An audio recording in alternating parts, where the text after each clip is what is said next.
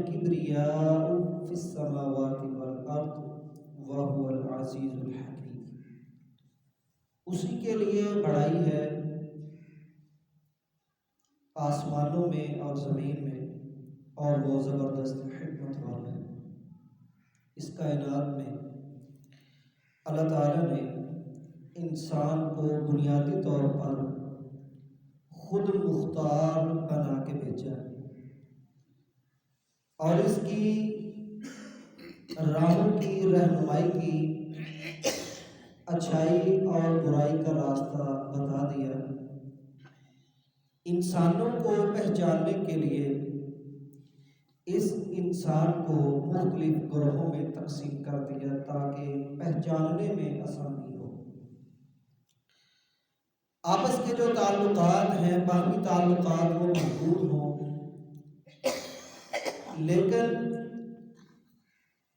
اس حضرت انسان نے اپنے آپ کو افضل برتر سمجھنے کے لیے اپنے آپ کو اونچا بلند مقام والا سمجھ لیا، اور اپنے سے دوسروں کو کمتر اور حقیر سمجھ لیا۔ حالانکہ یہ بات انسان کے لیے درست نہیں، اس لیے کہ اللہ رب العالمین کے ہاں ان چیزوں کا کوئی معیار نہیں ہے۔ اللہ تعالیٰ کے ہاں جس چیز کا معیار، جس چیز کی بنیاد، وہ ہے اللہ تعالیٰ کے ہاں تقویٰ۔ اللہ تعالیٰ قرآن مجید کے اندر ارشاد فرماتے ہیں کہ لن ینال اللہ لحومها ولا دماؤها ولکن ینالہ التقوی منکم۔ افسوس سے کہنا پڑتا ہے کہ انسانوں میں برادریزم، علاقائیزم، زبانیزم، یہ ایسے ناسور ہیں کہ جنہوں نے تعلقات بگاڑ کے رکھ دیے ہیں۔ وڈیرے اپنی طاقت، اپنے اثر رسوخ، ہر قسم کی جو حدود ہیں ان کو پھیلان کر کے، جھگڑے کر کے لوگوں کے اندر فتنہ، فساد، نفرتیں اور کدورتیں پیدا کر رہے ہیں۔ اور یہ تکبر، انا ایک ایسا رسول ہے کہ جس نے انسانیت کو انسانیت سے اٹھا کر کے حیوانیت تک پہنچا دیا ہے۔ اس بات کو سمجھنا ہے کہ انا اور غرور یہ شیطانی آگ ہے، شیطانی ہاتھ گنڈا ہے۔ یہ شیطان وہ ہے کہ جس نے سب سے پہلے غرور، گھمنڈ اور تکبر کیا۔ جب انسان غرور اور تکبر کرتا ہے تو یہی شیطان اس کو آگ کے گڑھے میں پھینک دیتا ہے۔ تکبر جو ہے یہ اللہ تعالیٰ کے ہاں کتنا مذموم عمل ہے، اور اللہ تعالیٰ کو کتنا ناپسندیدہ ہے۔ تکبر جو ہے اللہ تعالیٰ کے ہاں کتنا بڑا گناہ ہے، اس کو آپ بھائی سمجھیں۔ سب سے پہلی بات یہ ہے کہ متکبر آدمی، اس کے اندر جو صفات پائی جاتی ہیں وہ معیوب کردار والا، خود پسندی، خود غرضی، خود نفسی، اپنے آپ کو اعلیٰ سمجھنا، عرفہ سمجھنا، بلند سمجھنا۔ اور قرآن نے ان ساری جو رذیل صفات ہیں ان کی نفی کرتے ہوئے سورہ لقمان کے اندر ارشاد فرمایا کہ وَلَا تُصَعِّرْ خَدَّكَ لِلنَّاسِ وَلَا تَمْشِ فِي الْأَرْضِ مَرَحًا۔ تُصَعِّرْ خَدَّكَ لِلنَّاسِ، کہ اپنی گردن کو، اپنے منہ کو لوگوں سے نہ موڑیے۔ سار کہتے ہیں اونٹ کی گردن جب اس کے اندر بیماری آ جائے تو بیماری کی وجہ سے مڑ جائے، اس کو سار کہتے ہیں۔ تو انسان بھی جب کسی سے ملاقات کرے تو صحیح طریقے سے فیس نہ کرے، اس کی طرف توجہ نہ کرے، اس کی طرف دیکھے نہ، بس ملا تو ہے لیکن اپنے رخسار کو، اپنے چہرے کو اس سے موڑ کے رکھا ہے، اس وجہ سے کہ میں اس سے بڑا ہوں، ادنا ہوں، میں اس سے اعلیٰ ہوں اور یہ کمتر ہے، وہ اس سے حقیر ہے۔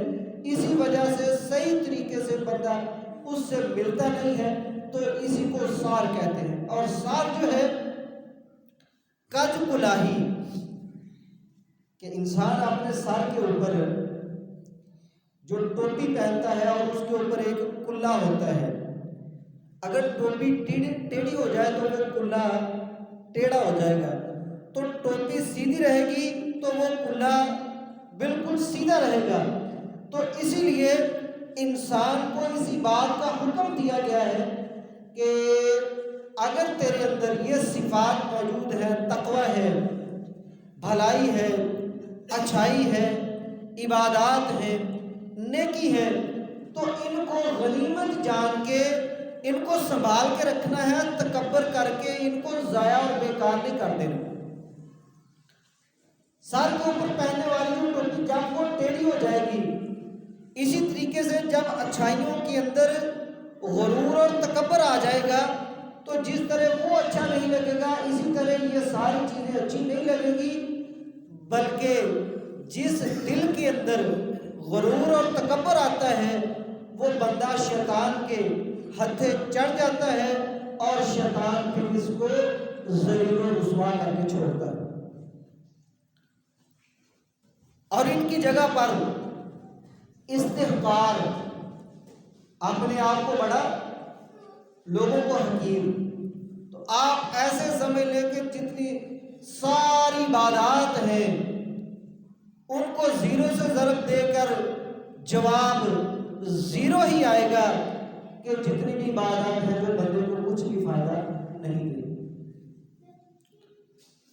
اللہ تعالیٰ نے قرآن مجید کے اندر ارشاد فرمایا ہے،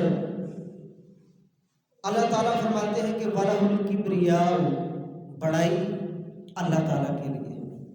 پیغمبر علیہ السلام نے فرمایا کہ لَن يَدْخُلَ الْجَنَّةَ، وہ آدمی ہرگز جنت کے اندر داخل نہیں ہو سکتا، من کان فی قلبہ مثقال ذرۃ من کبر، کہ جس دل میں ذرا برابر بھی کبر ہوگا وہ شخص جنت کے اندر داخل نہیں ہوگا۔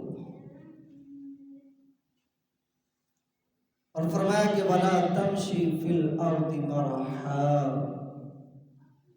إِنَّ اللَّهَ لَا يُحِبُّ كُلَّ مُخْتَالٍ فَخُورٍ، اپنی چال کے اندر اکڑ پیدا نہ کیجیے، اپنے آپ کو بڑا نہ سمجھیے، اپنی چال کو اونچا نہ کیجیے، عوام کے اندر پذیرائی حاصل کرنے کے لیے، ایک مقام حاصل کرنے کے لیے، بلندی حاصل کرنے کے لیے، جام منصب حاصل کرنے کے لیے، عہدہ حاصل کرنے کے لیے اپنی چال میں اکڑ پیدا نہ کیجیے، بلکہ اپنی چال میں میانہ روی اور تواضع اختیار کیجیے۔ جو شخص اکڑ کے چلتا ہے اور اس کا مطمع نظر ہی ہوتا ہے کہ میں لوگوں میں عزیز ہو جاؤں، میری عزت ہو جائے، میری شہرت ہو جائے، لوگ مجھے چاہنے لگے، اور اس کے لیے وہ کوئی بھی ہتھ کنڈا استعمال کرے، فرمایا کہ یہ جائز اور درست نہیں۔ ایک بڑا آدمی جس کو اللہ پاک نے چاہو منصب، دولت، بادشاہت، حکمرانی عطا کی ہوئی ہے،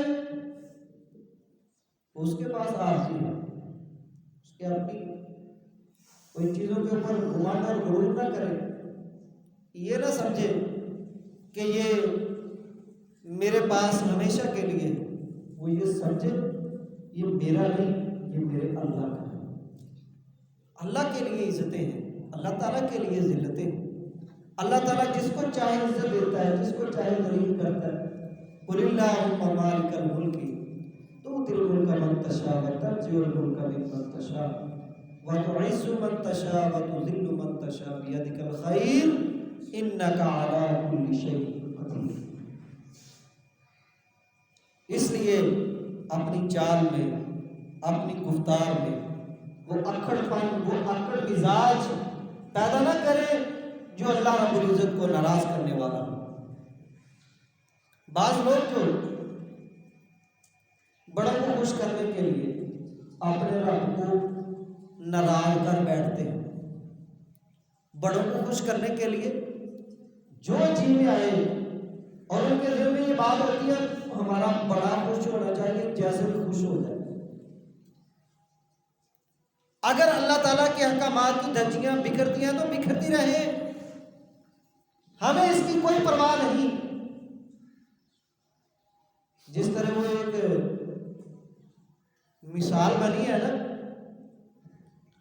کہ بادشاہ نے اپنے چوکیدار سے، اب چوکیدار جو ہوتے ہیں نا ان کی قومی زمین پر نہیں لگتے، وہ یہ سمجھ رہے ہوتے ہیں ہم بادشاہ کے چوکیدار ہیں، وہ کسی کے ساتھ نظریں نہیں ملاتے، کسی کی طرف دیکھتے نہیں، توجہ نہیں کرتے، اپنی جو رشتہ داری ہے اس کو توڑ بیٹھتے ہیں۔ وجہ کیا ہوتی ہے کہ میرا تعلق جو ہے وہ بادشاہ کے ساتھ ہے، میں اس کا چونکہ چوکیدار ہوں۔ اور ایسے آدمی کا جو کام ہوتا ہے نا وہ دونوں طرف کے جو لوگ ہوتے ہیں ان کو خوش کرنا ہوتا ہے، چاپلوسی۔ اور اس کی مثال ایسے ہے کہ جو آدمی چاپلوسی کرتا ہے کہ اس کا کام یہ ہوتا ہے کہ میں نے ہر وقت نا اپنے آقا کو خوش رکھنا ہے، اور اس کے لیے کوئی بھی کام، کوئی بھی ہاتھ گنڈا، کوئی بھی طریقہ ہو وہ ناراض نہیں ہونا چاہیے۔ تو اس کی مثال بالکل ایسے ہے کہ بادشاہ نے اپنے چوکیدار سے کہا کہ جناب بینگن کا تو کیا ہی کمال ہے، بینگن کا کیا ہی کمال ہے کہ اس کے سر کے اوپر جو ہے چوکیدار کہنے لگا کہ بینگن کا کمال اسی وجہ سے ہے کہ اس کے سر کے اوپر تاج ہوتا ہے۔ بادشاہ نے اس کی تعریف کی کہ بینگن بڑی کمال کی چیز ہے، چوکیدار کہتا ہے اسی لیے تو اس کے سر کے اوپر تاج ہوتا ہے۔ دوسرے دن اسی بادشاہ نے کہا کہ بینگن جو ہے نا اچھی چیز نہیں ہے، بینگن اچھی چیز نہیں ہے، تو چوکیدار کہنے لگا کہ اسی وجہ سے تو اس کا منہ کالا ہے۔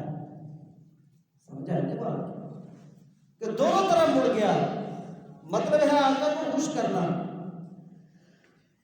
تو جو دنیا دار لوگ ہوتے ہیں، متکبر لوگ ہوتے ہیں، ان کا کام ہی صرف اپنا آپ لوگوں کو دکھانا ہوتا ہے، لوگوں کی نظروں کے اندر عزت پانی ہے، طریقہ کوئی بھی ہو۔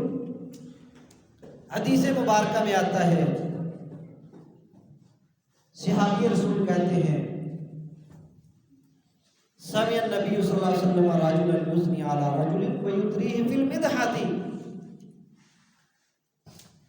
صحابی کہتے ہیں میں نے نبی صلی اللہ علیہ وسلم سے سنا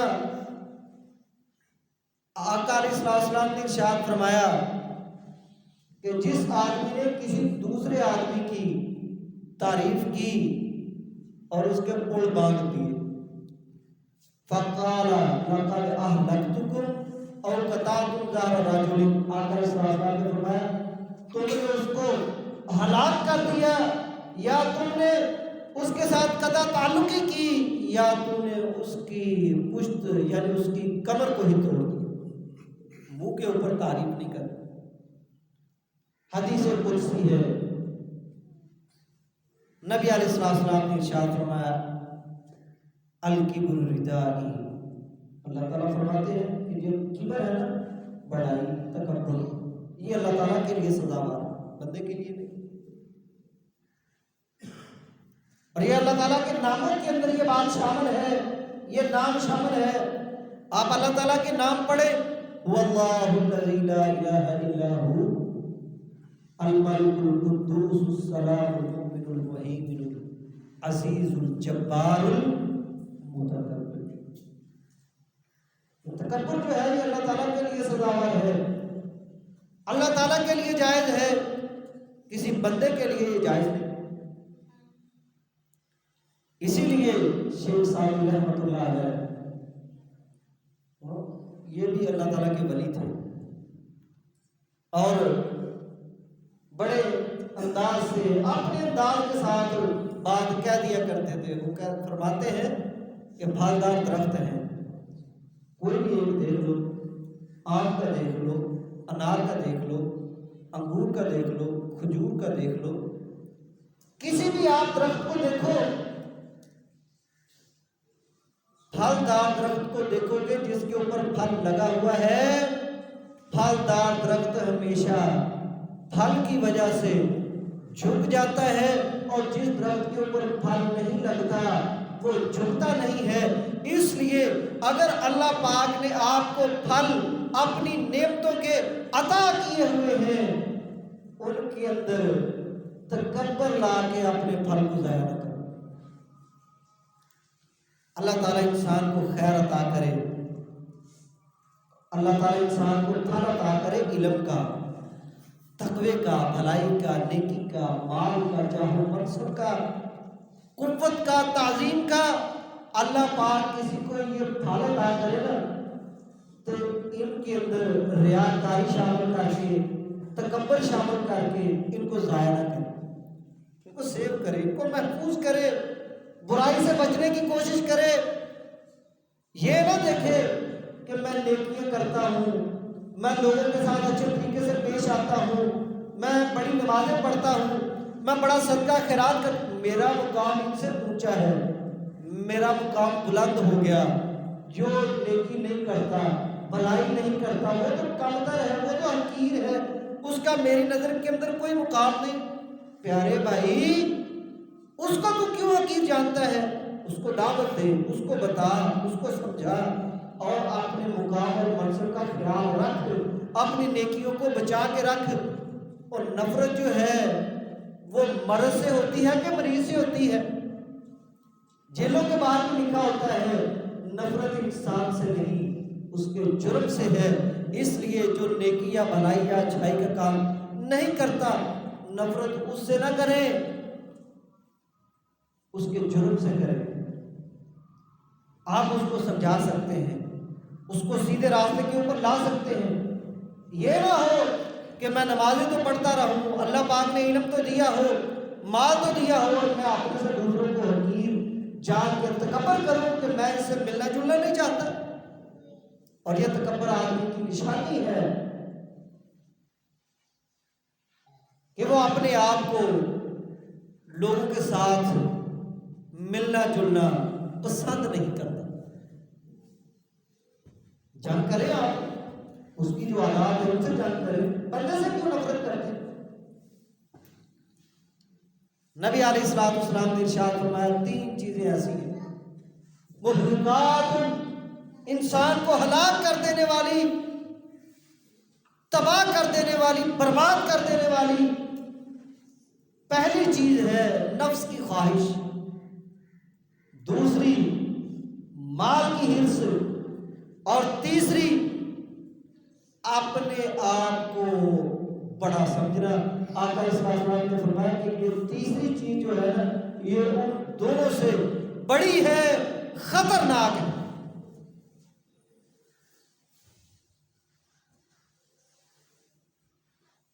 تو جن چیزوں میں انسان تکبر اور غرور کرتا ہے، جن چیزوں کے ہونے پر انسان کے دل کے اندر تکبر اور غرور آتا ہے، ان میں سے ایک چیز یہ بھی ہے کہ ظاہری خوبصورتی، حسن و جمال، جسم و جان، طاقت اور قوت، اور دماغ، توانائی اور تندرستی، ذہانت اور فطانت، جاہ و منصب، اللہ پاک نے کسی کو مقام اور مرتبہ دے دیا، یہ وہ ظاہری چیزیں ہیں کہ جب انسان کے اندر آتی ہے تو انسان غرور اور تکبر کرنا شروع کر دیتا ہے۔ غور کریں نا آپ بھائی، اللہ تعالیٰ نے ابلیس کو کہا تھا کہ اس آدم کو سجدہ کر،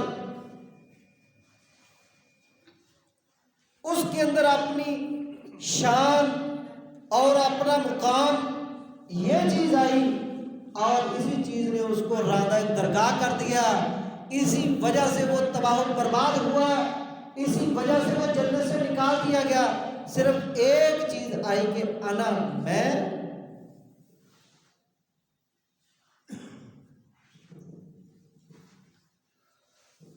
اور یہ چیزیں جو ہے نا یہ اللہ تعالیٰ کی عطا کرتا ہے، اس کے اندر بندے کا اپنا ذاتی کوئی کمال نہیں۔ اگر تو ان صلاحیتوں کو بندہ اللہ تعالیٰ کی طرف منسوب کرے کہ یا اللہ یہ تیری عطا کردہ نعمتیں ہیں، یا اللہ اس کے اندر میرا کوئی کمال نہیں، میرا کوئی تجربہ نہیں، میری کوئی محنت نہیں، میری کوئی توجہ نہیں، میری بات دور نہیں، میری جستجو لگن اور کوشش نہیں، یا اللہ جو کچھ ہے صرف تیرا کمال ہے۔ اگر نعمتیں تو مل گئی، بندہ کہے جی میری کوشش، میری بھاگ دوڑ، میری محنت، میری لگن، میری توجہ، میری کاوش، بیڑا غرق ہو جائے۔ یہی چیز قانون کے اندر پیدا ہوئی ہے۔ اللہ تعالیٰ نے اس کا تذکرہ سورۃ القصص 20ویں پارے کے اندر کیا ہے۔ اللہ تعالیٰ ارشاد فرماتے ہیں قال انما اوتیتہ علی علم عندی۔ اللہ تعالیٰ نے جو اس کو مال، اچھا جو اللہ تعالیٰ نے اس کو مال دیا تھا نا، وہ کوئی تھوڑا مال نہیں تھا۔ قرآن نے نقشہ کھینچا ہے کہ اونٹوں کی ایک بہت بڑی جماعت اس کے خزانوں کی چابیاں اٹھاتی تھی۔ جب ایک بڑی جماعت چابیاں اٹھاتی تھی تو آپ اندازہ کریں کہ اس قانون کے، نافرمان کے کتنے خزانے ہوں گے۔ بڑے خزانے تھے اس کے پاس، اور کہتا پتہ کیا تھا؟ انما اوتیتہ علی علم عندی، یہ سارا کچھ میری ڈگری کی وجہ سے، میرے علم کی وجہ سے، اور یہ سارا کچھ مجھے میرے طاقت کے بلبوتے پر ملا ہے۔ جو میرے پاس طاقت موجود ہے، آج بھی ڈگریوں والے تو یہ سمجھتے ہیں ڈگری حاصل کی، ڈگری کی وجہ سے مجھے شہرت اور مقام اور مرتبہ مل گیا، حالانکہ یہ نہیں دیکھتے کہ اس ڈگری پر پہنچانے والا، اس مقام پر پہنچانے والا کون ہے؟ میرا تو اپنا کوئی کمال نہیں ہے، میرا تو کمال یہ ہے نا کہ اللہ تعالیٰ نے مجھے اس نطفے سے پیدا کر دیا کہ جس سے پیدا ہونا انسانی عقل بھی اس کو تصور نہیں کرتا۔ ایک دفعہ آقا علیہ السلام نے اس طرح اپنے ہاتھ کے اوپر تھوڑا سا دھوپ ڈالا اور اس کو اپنی انگلی کے ساتھ لگایا اور کہا کہ اس جیسے قطرے سے انسان کی پیدائش ہوئی ہے، تو انسان کیا سمجھتا ہے کہ یہ جوانی ہے، یہ علم ہے، یہ دنیا کا مقام اور مرتبہ ہے، یہ دنیا کی شہرتیں اور یہ دنیا کی عزتیں، یہ دنیا کے جاہ و منصب، یہ میرے اپنے کمالات کی وجہ سے، اور نہیں پیارے بھائی تیرے اپنے کمال کی وجہ سے نہیں۔ ہاں حاصل کرو، یہ چیزیں ہونی چاہیے، اسلام ان باتوں کی نفی نہیں کرتا۔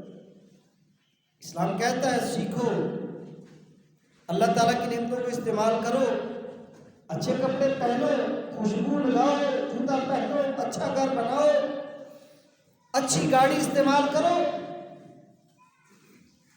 صحابہ اکرام نے اللہ کے رسول صلی اللہ علیہ وسلم سے اس کے متعلق پوچھا تو آقا علیہ السلام نے فرمایا یہ چیزیں یعنی ان چیزوں کو استعمال کرنا، اسلام ان کو منع نہیں کرتا، بلکہ اسلام تو یہ کہتا ہے کہ بطر الحق و غمط الناس، تکبر اس بات کا نام ہے کہ بندے کے سامنے حق بات آئے، حق بات کو ٹھکرا دے اور لوگوں کو اپنے سے حقیر جانے۔ نماز کا صحیح طریقہ بتا دیا گیا، اپنے بھائی کے ساتھ پاؤں جوڑنے ہیں، درمیان کے اندر شیطان داخل نہیں ہوتا۔ صحیح بخاری کے اندر یہ حدیث موجود ہے۔ 16 سال گزر گئے، اس بات کے اوپر توجہ ہی کوئی نہیں کہ پاؤں کے ساتھ پاؤں جوڑنے ہیں، نماز کو صحیح طریقے سے پڑھنا ہے۔ صلو کما رأیتمونی اصلی، یہ ہے بطر الحق، حق بات سنتے ہیں، حق بات کانوں سے ٹکراتی ہے، دس سے مس نہیں، اپنی پہلی نظر کے اوپر چل رہے، حق بات کو ٹھکرانا۔ وغمط الناس، لوگوں کو حقیر جانا۔ نماز کے اندر پاؤں کے ساتھ پاؤں جوڑنے کا یہ حکم آقا علیہ السلام نے بیان کیا، یہ میں اپنی طرف سے بات کر رہا ہوں۔ کسی کالے کو کسی گورے پر، کسی عربی کو کسی عربی کے اوپر کوئی فوقیت نہیں۔ اللہ تعالیٰ کے ہاں وہ معزز اور محترم ہے جس کے دل کے اندر تقوی موجود ہے۔ جب نماز کے اندر کھڑے ہوں، ایک حبشی ہے ایک گورا ہے، جب دونوں نماز کے اندر کھڑے ہو کے پاؤں کے ساتھ پاؤں ملاتے ہیں تو محمود و یاس سب ایک جگہ پر اکٹھے ہو جاتے ہیں۔ یہ گورا اپنا واقعہ سناتا ہے، نماز کے لیے کھڑا ہوا، میرے ساتھ ایک حبشی کھڑا ہوا، پاؤں کے ساتھ پاؤں جوڑ دیا۔ جب میں رکوع کے اندر گیا تو میں نے دیکھا میرے پاؤں اتنے گورے ہیں اور جس کے ساتھ میں کھڑا ہوں وہ اتنا سیاہ کالا ہے۔ بندے کو تھوڑی سی اندر کا جو ضمیر ہے نا، تھوڑا سا بندے کو ابھارتا دے، ایک گھٹیا کے انسان کے ساتھ تو کھڑا ہے، لیکن فوراً دل کے اندر یہ بات آ گئی، یہ پیغمبر علیہ السلام کا فرمان ہے کہ نماز کے اندر پاؤں کے ساتھ پاؤں جوڑ کے پھر کھڑے ہو۔ ایاک نعبد و ایاک نستعین، یا اللہ ہم خاص تیری ہی بات کرتے ہیں اور تجھی سے ہم مدد مانگتے ہیں۔ یہی صحیح حق ہے۔ جو بندہ اللہ کا در چھوڑ کے، اللہ کا دربار چھوڑ کے غیروں کا رخ کرتا ہے، غیروں کی طرف جاتا ہے، وہ سمجھے کہ میں حق کو مان رہا ہوں کہ حق کو ٹھکرا رہا ہوں۔ اسی حدیث کا دوسرا حصہ ہے غمط الناس، لوگوں کو حقیر جانا۔ ابو داؤد کے اندر یہ حدیث آتی ہے، حضرت خریم الاسدی رضی اللہ تعالی عنہ، یہ اللہ کے رسول کے صحابی ہیں، نوجوان صحابی، اور یہ بڑے لاڈلے اور خوبصورت کپڑے پہننے والے اور ان کے بال بڑے لمبے لمبے،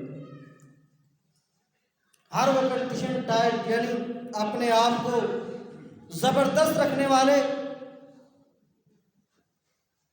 صحابہ نے اللہ کے رسول صلی اللہ علیہ وسلم کے سامنے نا ان کا ذکر کیا۔ اللہ کے رسول، آپ کا جو فلاں صحابی ہے نا خریم، بڑے بالوں والا اور خوبصورت کپڑے پہننے والا، اس کی تو کیا ہی بات ہے۔ آقا علیہ السلام نے تھوڑی دیر کے لیے چپ رہے، توقف فرمایا، خاموش رہے۔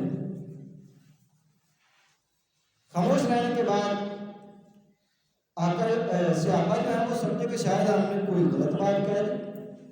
پھر آقا علیہ السلام نے ارشاد فرمایا، آپ نے فرمایا کہ اگر وہ بال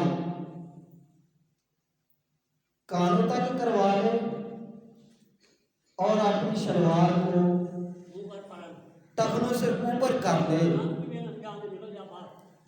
اپنے ٹخنوں سے اوپر کر لے، تو پھر تو اس کے لیے کیا ہی بات ہے۔ صحابہ کرام نے اللہ کے رسول کی یہ بات اس آدمی کو بتائی حضرت خریم کو. انہوں نے اللہ کے رسول کی بات سنتے ہی نا فوری طور پر اپنے بال جو ہے کانوں تک کروا لیے. آپ کو پتا ہے کہ نوجوانوں کو بالوں کے ساتھ کتنی محبت ہوتی ہے. بوڑھے جو ہے اس کا اندازہ نہیں کر سکتے. 50 سال کی عمر والے افراد جو ہے اس کا تصور نہیں کر سکتے کہ نوجوانوں کو اپنے بالوں کے ساتھ کتنی محبت ہوتی ہے, وہ کتنی کیئر کرتے ہیں, اور کس کس سے پوچھ کر کے وہ کس کس طرح کا شیمپو استعمال کرتے ہیں. صبح ان کو دھوتے ہیں, شام ان کو دھوتے ہیں, صبح کنگھی کرتے ہیں, شام کنگھی کرتے ہیں, رات کو بھی جاگ آ جائے تو اپنے بالوں کو درست کرتے ہیں. وہ کتنی محبت ہوتی ہے. اس نوجوان کو بھی اپنے بالوں کے ساتھ بڑی محبت تھی, لیکن جب پتہ چلا کہ آقا علیہ السلام نے فرما دیا ہے تو پھر اپنے بالوں کو چھوٹا کروا لیا اور اپنا تہبند جو ہے وہ ٹخنوں سے اوپر کروا لیا. حدیث کے اندر آتا ہے کہ اللہ کے رسول صلی اللہ علیہ وسلم نے ارشاد فرمایا, نہا رسول اللہ صلی اللہ علیہ وسلم عن القضاء. اللہ کے رسول صلی اللہ علیہ وسلم نے قضا سے منع فرمایا. صحابہ نے پوچھا اللہ کے رسول کو قضا کیا ہے؟ آپ نے فرمایا کہ سر کے بال آدھے رکھ لینا اور آدھے چھوڑ دینا. آدھے رکھ لینا اور آدھے کو کٹوا دینا. آج ہماری مسلمان جنریشن نوجوان ان کو دیکھیں, ان کے حال کو دیکھیں, کتنے کتنے جمعے سن لیے, درس سن لیے, جلسے سن لیے, پروگرام سن لیے, لیکن ابھی تک اس بات کا پتہ ہی نہیں چلا کہ جس طرح شلوار تہبند مسجد میں ٹخنوں سے اوپر رکھنی ہے اسی طرح ہی بازار میں بھی اوپر رکھنی ہے, اسی طرح دوست احباب, اسی طرح شادی بیاہ, اسی طرح اپنے گھر میں اپنی شلوار کو ٹخنوں سے نیچے ہونے ہی نہیں دینا. مرتے دم تک آخری وقت آ جاتا ہے اور یہی سنتے رہتے ہیں, اپنی عورتوں کو کہتے رہتے ہیں کہ جی پردہ کرو, عورت پردہ کر کے بازار میں نکلے, عورت کا چہرہ ننگا نہیں ہونا چاہیے. مر جاتی ہے, سنتی ہے کہ اللہ کے رسول صلی اللہ علیہ وسلم نے صحابیات کو حکم دیا تھا, پردے کا پردہ نازل ہوا ہے, صحابیات نے عمل کیا ہے, لیکن آج کی خاتون کو یعنی کوئی پرواہ نہیں, ٹاسر ماسی نہیں, کسی کا پتہ ہی نہیں حدیث کیا ہوتی ہے, حدیث کی اہمیت کیا ہے.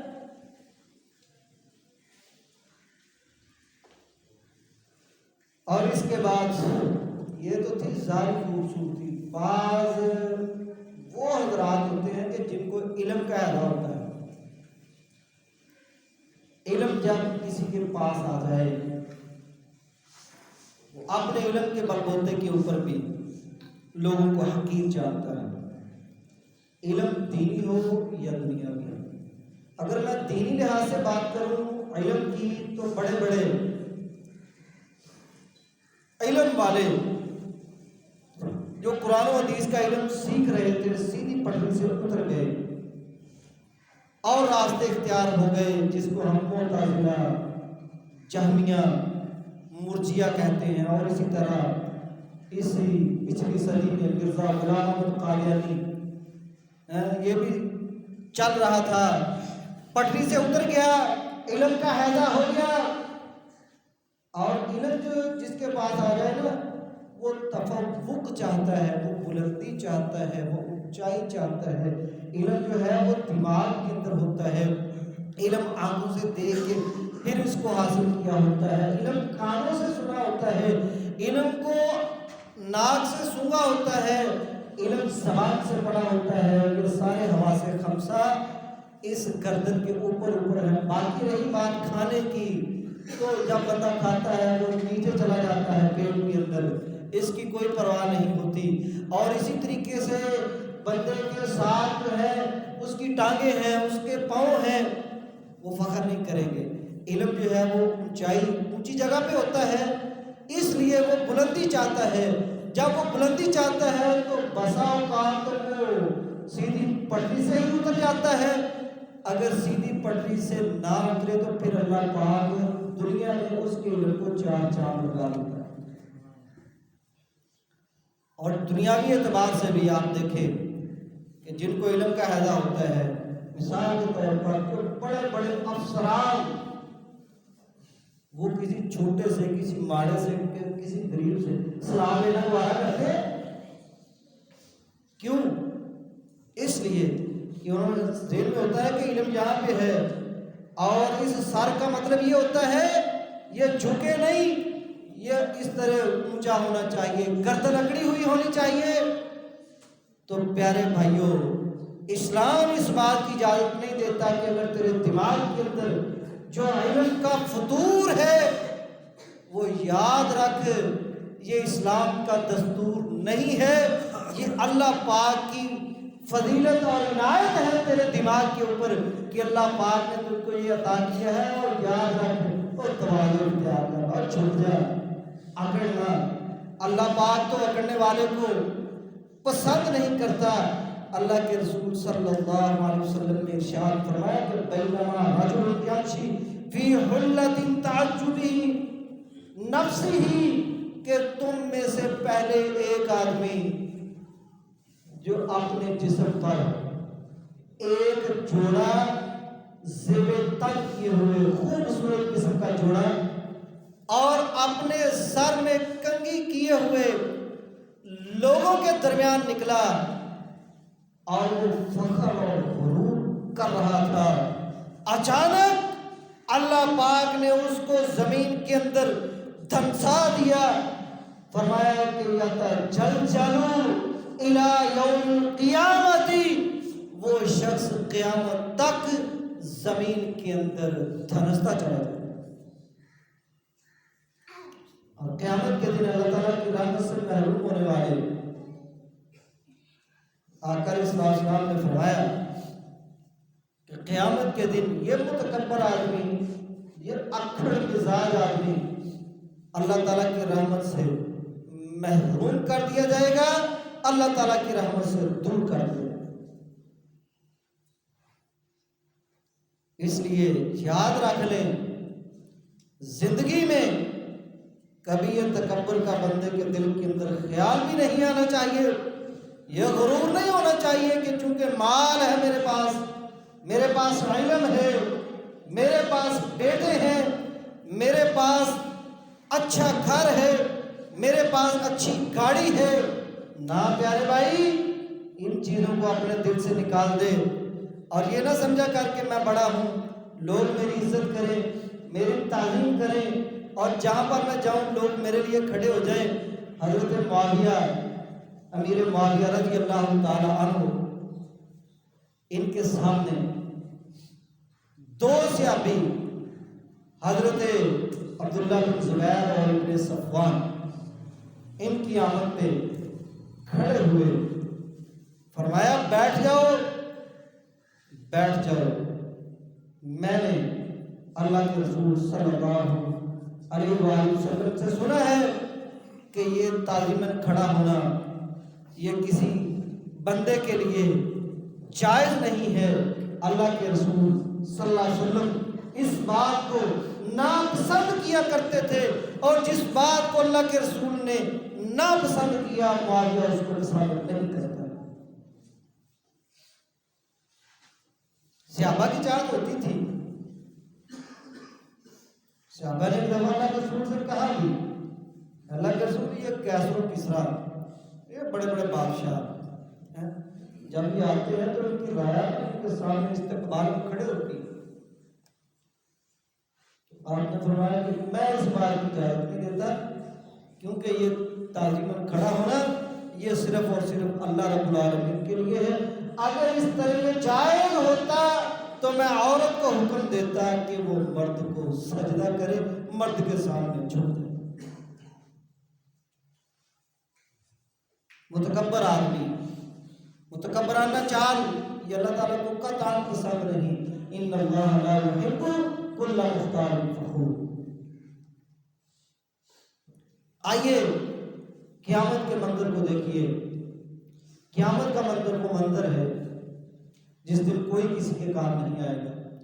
اللہ کے عرش کے سائے کے علاوہ اور کوئی سایہ بھی نہیں ہوگا۔ اللہ تعالیٰ فرماتے ہیں کہ اس وقت میں پیارے بھائیوں تھوڑا تصور کرنا ہے ابھی آپ پر کہ جب بندے کو پہلے گھبراہٹ ہو بندہ کوئی کام کر سکتا ہے؟ اور پہلے یہ جب آدمی کے اوپر پریشر ہو، جو کام وہ آرام اور سکون سے کرنا چاہتا ہو، پریشر کے اندر آ کے بندے سے کوئی بھی کام نہیں ہوتا۔ اور پریشر کی بات سنو، اللہ تعالیٰ قرآن مجید کے اندر ارشاد فرماتے ہیں کہ ان الذین کذبوا بآیاتنا واستکبروا لا تفتح لهم ابواب السماء ولا يدخلون الجنة حتى يلج الجمل في سم الخياط وكذلك نجزي المجرمين۔ جن لوگوں کے سامنے دنیا میں اللہ تعالیٰ کی آیات پڑھی گئی، پڑھائی گئی، ان کو سنائی گئی، انہوں نے مانا نہیں۔ سمجھ آ رہی نا بات کی؟ ان کے لیے آسمان کے دروازے کھولے نہیں جائیں گے اور ان لوگوں کو جنت کے اندر داخل نہیں کیا جائے گا۔ کیوں؟ اس لیے کہ یہ متکبر لوگ ہیں۔ کون سے؟ جو اللہ تعالیٰ کی آیات کو تسلیم نہیں کرتے۔ یا اللہ جنت کے اندر کیوں نہیں داخل کیے جائیں گے؟ اللہ تعالیٰ فرماتے ہیں کہ حتیٰ کہ یہ لوگ ایک اونٹ کو سوئی کے ناکے سے بھی گزار دے تو تب بھی یہ لوگ جنت میں داخل نہیں ہوں گے۔ ناممکن بات ہے نا؟ کیوں جی؟ اونٹ سوئی کے ناکے سے گزر سکتا ہے؟ جس طرح اونٹ کا گزرنا سوئی کے ناکے سے دشوار ہے، اسی طریقے سے ایک وہ شخص جو متکبر اللہ تعالیٰ کی آیات کو ٹھکراتا ہے، ان کے اوپر عمل نہیں کرتا، اس کے لیے جنت میں جانا محال ہے۔ تو پیارے بھائیوں، آؤ ہم اپنے اندر کا یہ جو غرور اور گھمنڈ اور تکبر، یہ ایسی رذیل صفات ہیں کہ یہ شیطانی صفات ہیں، اللہ پاک ہم سب کو ان سے محفوظ فرماتے ہوئے اللہ پاک ہمیں تواضع، عاجزی، انکساری، ملنساری، ان صفات کے اوپر اللہ